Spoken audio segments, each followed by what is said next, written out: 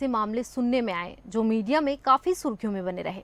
उत्तर प्रदेश, दिल्ली जैसे राज्यों में हमने पुनर्जन्म को लेकर कई किस्से देखे और सुने हैं, जिनमें अनेकों अनेक बातें सामने निकल कर आई। लेकिन पुनर्जन्म की ये कहानियां कभी सच साबित नहीं हुई। कई ऐसी कहानियां पुनर्जन्म को लेकर हमारे देश में भरी पड़ी है, लेकिन क्या ऐसी कोई पुनर्जन्म की कहानी आपने सुनी है जो सच के सबसे ज्यादा करीब हो? एक ऐसी पुनर्जन्म की कहानी जिसकी पड़ताल के लिए खुद राष्ट्रपिता महात्मा गांधी को आगे आना पड़ा हो। और इस कहानी की पड़ताल के लिए महात्मा गांधी ने उस वक्त एक 15 लोगों की कमेटी बनाई और उन 15 नामचीन लोगों की, जिनमें मेंबर ऑफ पार्लियामेंट, डॉक्टर्स, वकील, मीडिया के लोग शामिल थे। इन सारे लोगों की कमेटी बनाकर गांधी जी ने कहा कि आप सब पता कीजिए कि इस पुनर्जन्म की कहानी में सच्चाई कितनी है। हिंदुस्तान में पुनर्जन्म की अगर कोई कहानी सच के सबसे ज्यादा करीब है तो वो ये कहानी है जिसे आज हम आपको बताने जा रहे हैं। इस कहानी को सुनने के बाद आप खुद अंदाजा लगाइएगा कि पुनर्जन्म की ये कहानी सच्चाई के कितने करीब है। ये कहानी शांति देवी के पुनर्जन्म की है। जी हाँ, दिल्ली में कुछ साल पहले पैदा हुई एक लड़की ने बताया कि उसने पुनर्जन्म लिया है और उसकी बातें इतनी पुख्ता थी कि कई लोग इस पर विश्वास किए बिना नहीं रह पा रहे थे। अंत में गांधी को जो रिपोर्ट मिली उसके आधार पर उन्होंने माना कि सच में ये पुनर्जन्म का केस था। गांधी का नाम जुड़ने के कारण ये केस तब पूरे भारत में फेमस हुआ था और देश विदेश से पुनर्जन्म पर अनुसंधान करने वाले रिसर्चर इस केस की छानबीन करने पहुंचे थे, जिनमें से कईयों ने इसे पूरी तरह से सच भी मान लिया था। नमस्कार, आप देख रहे हैं देश न्यूज और आपके साथ मैं हूं रानी नागर।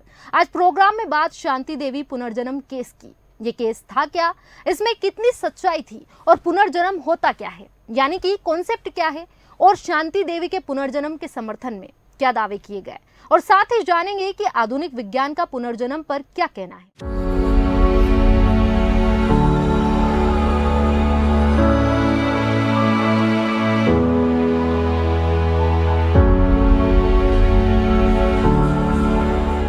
18 जनवरी 1902 की बात है। चतुर्भुज नाम के मथुरा के एक निवासी के यहाँ एक बेटी का जन्म हुआ। बेटी का नाम पड़ा लुगदी। 10 साल की उम्र में लुगदी की शादी केदारनाथ चौबे व्यक्ति के साथ हुई। केदारनाथ मथुरा में एक कपड़े की दुकान चलाते थे और ये उनकी दूसरी शादी थी। लुगदी जल्द ही प्रेग्नेंट हो गई, लेकिन ऑपरेशन के बाद उसने एक मरा हुआ बच्चा पैदा हुआ। अगली बार फिर लुगदी मां बनी 1925 में। इस बार भी ऑपरेशन करना पड़ा। बच्चे की जान तो बच गई, लेकिन लुगदी नहीं बच पाई। तारीख थी 4 अक्टूबर। इसके ठीक 10 महीने 7 दिन बाद दिल्ली में एक बच्ची पैदा हुई। बाबू रंग बहादुर ने प्यार से उसका नाम शांति रखा। शांति भी बाकी बच्चों जैसी ही थी, लेकिन 4 साल की उम्र तक उसने बोलना शुरू नहीं किया था। जैसे ही बोलना शुरू किया, वो कुछ अजीब सी बातें करने लगी। मसलन वो अक्सर पूछती थी उसका पति कहाँ है, बच्चा कहाँ है। जब पूछा गया तो उसने बताया कि उसका पति मथुरा में एक कपड़े की दुकान चलाता है। शुरुआत में रंग बहादुर ने इसे बच्ची के मन का फितूर समझकर जाने दिया, लेकिन जैसे जैसे शांति बड़ी होती गई, वो मथुरा की ओर ज्यादा बातें करने लगी। 6 साल की उम्र में उसने बताया कि उसकी मौत ऑपरेशन के बाद हुई थी। अब परिवार ने परेशान होकर डॉक्टर को दिखाया। डॉक्टर भी कुछ समझ नहीं पाए। शांति जब 9 साल की हुई, उसने अपने पिता से मथुरा जाने की इच्छा जाहिर की। हालांकि अब तक उसने कभी ये नहीं कहा था कि उसके पति का नाम क्या है। उस जमाने में औरतें कभी अपने पति का नाम नहीं लेती थी। शांति ने भी कभी अपने पति का नाम नहीं लिया था। वो खुद को बस चौबेन कहकर बुलाती थी। एक रोज रंग बहादुर के एक रिश्तेदार बाबू बिशन चंद उनके घर आए। बिशन चंद दरियागंज स्कूल में अध्यापक थे। उन्होंने शांति देवी से बात की और प्रलोभन दिया कि अगर वो अपने पिछले जन्म के पति का नाम बता दे तो वो उसे मथुरा ले जाएंगे। शांति ये बात सुनकर खुश हो गई।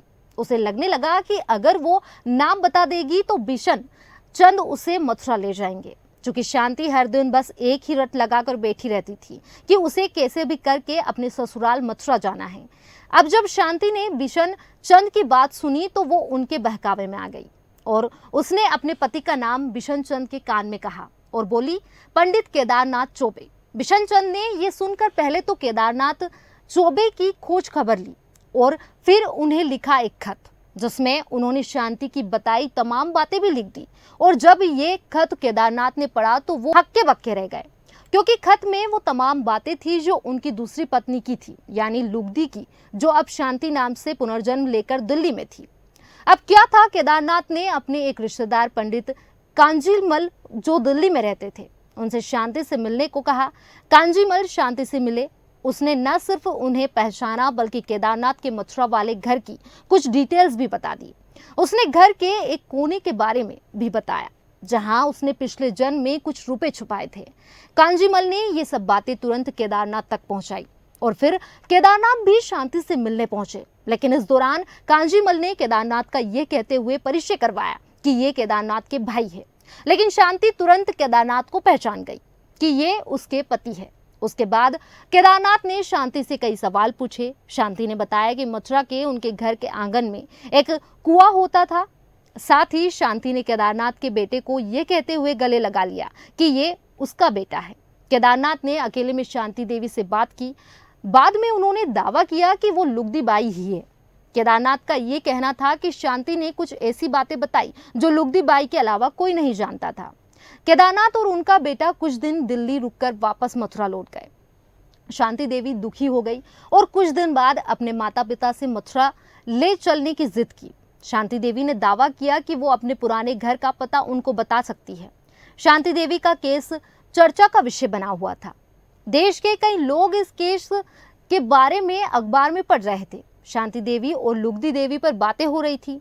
यह अजीबोगरीब कहानी महात्मा गांधी के कानों तक पहुंची। महात्मा गांधी ने इस केस की पड़ताल के लिए 15 लोगों का एक कमेटी बनाई।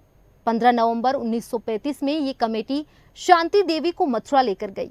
उन लोगों ने शांति देवी को मथुरा का एक अजनबी दिखलाया और शांति देवी ने उस शख्स के पैर छुए। वो शख्स उनके पति का बड़ा भाई था। घर पहुंचने के बाद शांति देवी ने भीड़ में अपने ससुर को पहचान लिया और ये भी बताया कि घर पर कहाँ पैसा छिपा है। वहां लोगों को एक मामला मिला लेकिन पैसे नहीं मिले। वहां लोगों को एक गमला मिला लेकिन पैसे नहीं मिले। शांति देवी अड़ गई कि पैसे वही थे। बाद में केदारनाथ ने बताया कि उन्होंने पैसे निकाल लिए थे। बाद में कमेटी ने अपनी रिपोर्ट छापी और कहा कि शांति देवी ही लुगदी बाई है। इस रिपोर्ट से पूरी दुनिया में तब काफी हल्ला मच गया था। शांति देवी से मिलने कई विदेश रिसर्चर आए और कई किताबें भी आई। एक रिसर्चर बाल चंद नाहता ने शांति देवी पर एक हिंदी पत्रिका छापी, पुनर्जन्म की पर्यालोचना, जिसका निष्कर्ष देते हुए उन्होंने लिखा, शांति देवी पर जितना भी मटेरियल मौजूद है उससे ये कतई साबित नहीं होता है कि पुनर्जन्म की बात सच है। वहीं कुछ लोगों के लिए ये एक धार्मिक चमत्कार था, लेकिन कोई भी ये साबित नहीं कर पाया कि आखिर छोटी सी शांति देवी को लुगदी देवी की जिंदगी की इतनी बातें कैसे पता थी। आपको बता दें, श्री अरबिंदो के शिष्य इंदरलाल ने तब इसके जवाब में अपना लेख लिखा। इसी तरह 1952 और 1986 में शांति देवी की कहानी सुर्खियों में आई, जब अमेरिकी रिसर्चर इयान स्टीवनसन और डॉक्टर कीर्ति स्वरूप रावत ने शांति देवी का इंटरव्यू लिया था। इयान स्टीवनसन पुनर्जन्म के मामलों में सवालों से शोध कर रहे थे और इस मामले में उनकी एक किताब 20 केसेस सजेस्टिव ऑफ रीइंकोर्नेशन काफी फेमस भी हुई थी। शांति देवी ने यही मानकर जिंदगी भर शादी नहीं की कि उनकी शादी पहले ही केदारनाथ से हो चुकी है और 61 साल की उम्र में 27 दिसंबर को उनका निधन हो गया।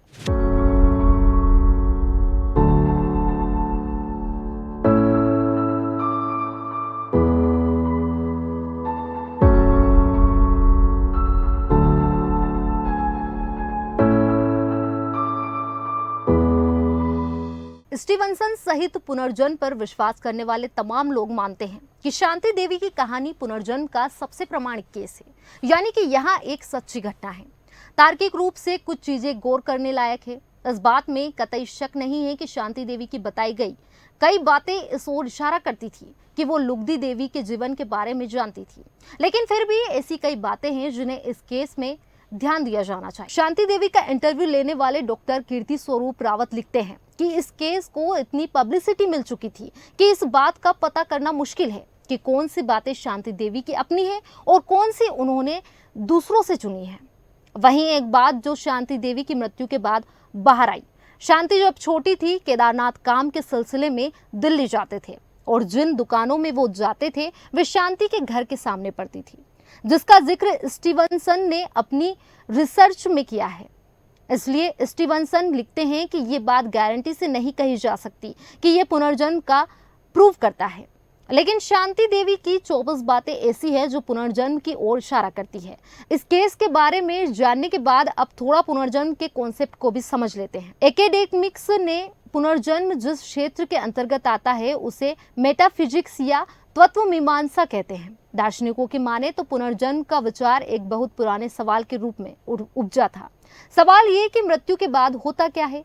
यूं तो इसका जवाब ये भी हो सकता है कि कुछ नहीं होता, लेकिन फिर इस उत्तर से एक और सवाल उभरते हैं।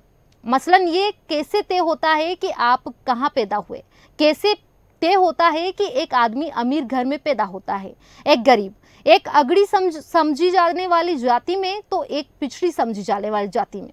इस सवाल के जवाब में अलग अलग परंपराओं से अलग अलग जवाब दिए। मसलन भारत में शुरू हुए धर्म सनातन धर्म, जैन धर्म और बौद्ध धर्म में मान्यता है कि मनुष्य मरता है और दोबारा पैदा होता है और पिछले जन्मों के कर्मों के हिसाब से तय होता है कि आपको अगला जन्म कैसे मिलेगा, यानी किस रूप में मिलेगा। हालांकि इनमें भी आपस में मतभेद है। जैसे बौद्ध धर्म पुनर्जन्म को तो मानता है लेकिन आत्मा को नहीं मानता। बौद्ध धर्म के अनुसार चेतना की धारा बार बार जन्म लेती है, लेकिन कोई भी एक धारा दोबारा नहीं जन्मती। इसके बरअक्स अब्राहमिक परंपरा में शुरू हुए धर्म इस्लाम, ईसाई और यहूदी धर्म पुनर्जन्म में विश्वास नहीं करते।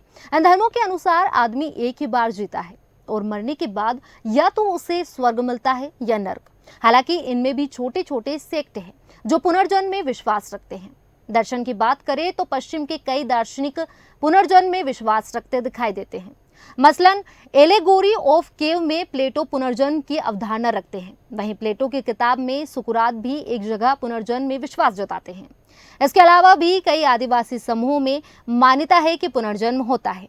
विज्ञान के हिसाब से पुनर्जन्म है या नहीं, इसकी बात करें तो पुनर्जन्म का सवाल मूलतः कारण और प्रभाव के सिद्धांत से निकलता है। क्योंकि दुनियावी मामलों में हमें दिखाई देता है कि हर चीज का कोई ना कोई कारण होता है और हर कारण का कोई ना कोई प्रभाव होता है। इसलिए सामान्य बुद्धि में ये सवाल जाहिर मालूम पड़ता है कि मृत्यु के बाद क्या होता है और ये कैसे तय होता है कि आदमी कहाँ और किस रूप में जन्म ले। कुछ धर्मों में इसका जवाब ये दिया जाता है कि आपके कर्म इसका निर्धारण करते हैं कि आप कहाँ कैसे जन्म लेंगे। इसी विचार से पुनर्जन्म की अवधारणा निकली। अब सवाल पूछा जाए कि इसका प्रूफ क्या है, तो उत्तर होगा कि इन अवधारणाओं का कोई सही प्रूफ नहीं हो सकता। विज्ञान में ऐसी मान्यताओं को नाम दिया गया है इनफाल्सिफाइबल हाइपोथेसिस, यानी ऐसी परिकल्पनाएं जिन्हें गलत नहीं साबित किया जा सकता। हालांकि कई दार्शनिकों ने अपने ढंग से इस पर अपने विचार रखे हैं। मसलन लामोंट कार्लिस अपनी किताब द इल्यूज ऑफ इमॉर्टलिटी में तर्क देते हैं। अगर मनुष्य के दिमाग में चोट भर लग जाने से कई बार वो अपने पहचान भूल जाता है, लोगों को पहचान नहीं पाता, फिर ये किस तरह संभव है कि मृत्यु के वक्त मनुष्य का पूरा दिमाग नष्ट हो जाए और उसे फिर भी अपनी पहचान याद रहे।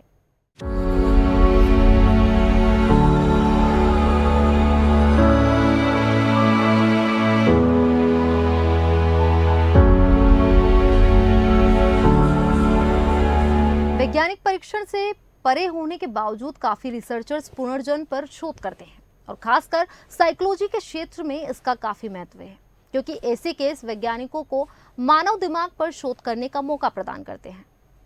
फिलहाल आज के हमारे प्रोग्राम में बस इतना ही। आप बने रहिए देश न्यूज के साथ। नमस्कार।